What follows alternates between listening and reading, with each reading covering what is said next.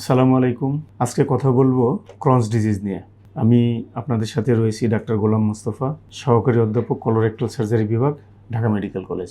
Crohn's disease কী জিনিস? মূলত ক্রনস ডিজিজ হচ্ছে এমন একটা ডিজিজ সেটা মুখ থেকে শুরু করে মলদ্বার পর্যন্ত হতে পারে, অর্থাৎ এটাকে বলা হয় মাউথ টু অ্যানাস ডিজিজ। তবে সবচেয়ে বেশি হয় হলো মিড আইলিয়ামে, তার মানে ক্ষুদ্রান্ত্রে এটা সবচেয়ে বেশি হয়, বা আইলিওসিক্যাল রিজিয়নে বেশি হয়, এছাড়া পেরিয়ানাল রিজনে হয়। তাহলে এই ডিজিজটা আসলে কি? ডিজিজটা মূলত একটা অটোইমিউন ডিজিজ।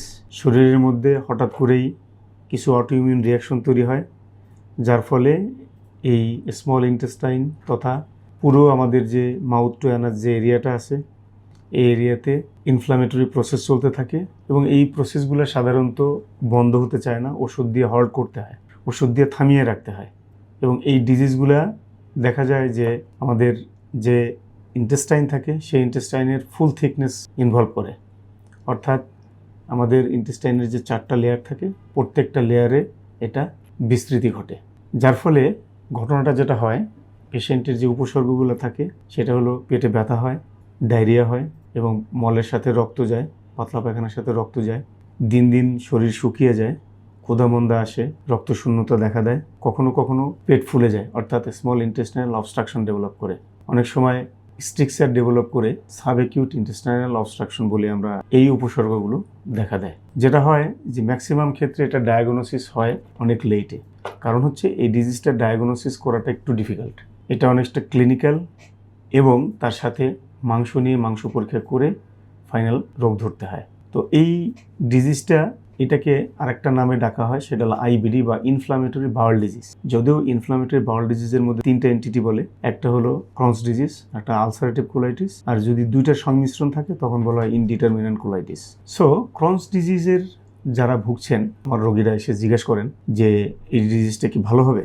আমি আসলে স্ট্রেট ফরওয়ার্ডই বলে দিই তাদের, যাতে করে খুব বেশি হোপ না পায়। সেটা হচ্ছে ক্রনস ডিজিজ কখনোই ভালো হয় না, আইবিডি কখনোই ভালো হয় না, কিন্তু ভালো থাকা যায়। ভালো থাকার উপায় কি? ভালো থাকার উপায় হচ্ছে ওষুধে ভালো না হলে সার্জারি। সুতরাং ক্রনস ডিজিজ নিয়ে বিভিন্ন জায়গায় ঘুরতে থাকা বা এখানে সেখানে যাওয়া, টাকা পয়সা নষ্ট করার কোনো মানে হয় না। তার সঠিক চিকিৎসা প্রথমত মেডিসিনে যদি ভালো না হয় তাহলে সেক্ষেত্রে সার্জারি হচ্ছে তার আসল চিকিৎসা। তবে সার্জারিও যে এক্সটেন্সিভ করে লাভ হয় তাও না, এটার সার্জিক্যাল প্রসিজিওরটা হয় হচ্ছে শর্ট। তার মানে হচ্ছে যত কম সার্জারি করা যায় তত উত্তম। সো ক্রনস ডিজিজের চিকিৎসার জন্য আমি বলবো যে একজন বিশেষজ্ঞ শল্য চিকিৎসক তথা একজন কলোরেক্টাল সার্জনের শরণাপন্ন হতে। আর মেডিকেল ম্যানেজমেন্ট সাধারণত কলোরেক্টাল সার্জনরা করেন এবং গ্যাস্ট্রোএন্টারোলজিস্টরাও করেন।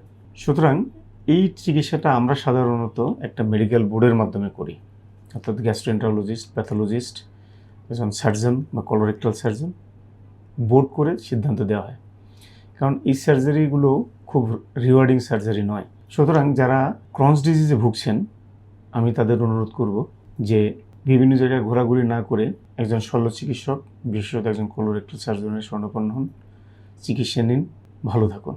আসসালামু আলাইকুম।